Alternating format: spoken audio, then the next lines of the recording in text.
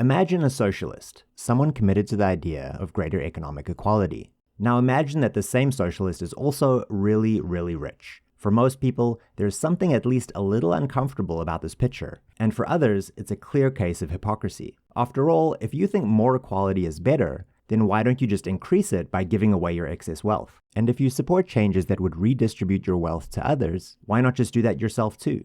Now, you might think that the rich egalitarian socialist, who we'll just call the socialist from now on, can give some good arguments to excuse themselves. Well, it turns out they can't. But before we get on to that, let's be clear on what we're not talking about. We're not talking about how someone got their money. We're talking about what they should do once they have it. We're also not talking about what morality requires generally, or what would be the best in some utopian scenario. We are talking about what the socialists should do given their own commitments, given the way the world is now. And finally, we're not talking about perfect equality. Instead, we are assuming a prioritarian view, where some having a lot while others having next to nothing is seen as bad, and the priority is reducing that gap, especially by uplifting the worst off. Okay, with that out of the way, let's get into it. As it turns out, there are three general arguments that are usually provided to excuse the socialist from giving away their excess wealth, an act which we'll simply call giving. The first justification for non-giving is that giving wouldn't actually make a difference. As the argument goes, no matter how much a socialist gives, the overall distribution of wealth would remain basically the same. However, it doesn't follow from something being small that it's insignificant, and therefore without moral status. To illustrate, consider this example. A person is wrongly imprisoned for 50 years. On the last day of their sentence, you have the option of legally getting them out. Should you do so?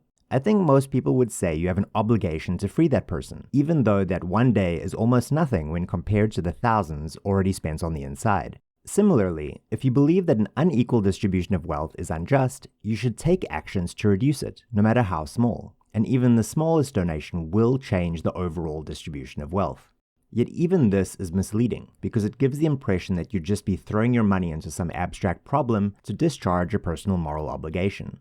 But we shouldn't forget that even a small amount of money can make a huge difference in the life of someone living in poverty. And besides, aren't most political actions minuscule when considered in isolation? Each person you talk to, each meeting you attend, each vote you cast, what difference do they make to the overall picture? If you do anything towards your political goals, then you must think it makes a difference. And yet, the socialist wants to claim that giving away potentially millions of dollars won't make a difference to those most in need. Bottom line, if you think something is morally bad and you have the power to reduce it, even by a small amount, then you have an obligation to do so.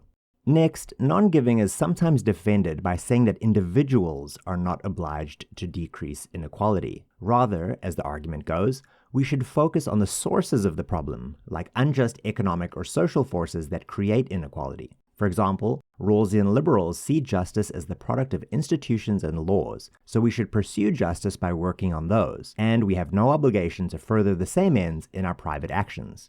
Then there are those further to the left, who see justice as the product of a deeper struggle involving the fundamental relationships between property, production, and wealth. For this lot, focusing on individual morality is silly, because not only is it the large-scale material conditions that really matter, but you could even be providing a kind of cover for injustice by acting like private actions are the solution. So, to summarize, the argument for non-giving here is that it's better to treat the cause of the problem, not its symptoms. It's an interesting analysis, but it doesn't seem like it can dispel the obligation to give. First, I think we always have the obligation to address the unjust effects of unjust circumstances. The two are not exclusive. Think about the jail example again. What if someone chose not to free the prisoner, saying that it wouldn't address the systemic corruption that led to their unjust imprisonment in the first place? That doesn't make sense. You can and should try to do both. Next, even if you think that you should only address the root causes of inequality, then you still have an obligation to give. It's just that the target changes. Instead of giving directly to the poor, you should instead give to causes that pursue the systemic change that you think is needed. So the end result is the same. You should give away your excess wealth. The final defense for non-giving is that the obligation to give would create unfair and excessive demands on some individuals over others. And here we're not just talking about the wealth that has to be given away. There's also the time and effort required to make sure that the giving is impartial and effective. So the socialist who does give is likely to be disadvantaged relative to their peers, as there's no guarantee that others will do the same. The socialist could then argue that it's more fair, efficient, and impactful to outsource the giving to a third party, like the government. But none of this works either. The unfairness of me having to do the right thing when others might not isn't itself a reason not to do the right thing. And it's part of life that moral obligations can fall on people at random due to factors beyond their control. Fairness doesn't come into it. And also, come on, giving away money isn't actually that difficult, and certainly can't be more complicated than doing your taxes. Set up automatic payments. You can even hire someone to do it for you. If it's the right thing to do, then you should figure it out. So there you have it. If you're a socialist or an egalitarian with some extra funds, it's time to make it rain.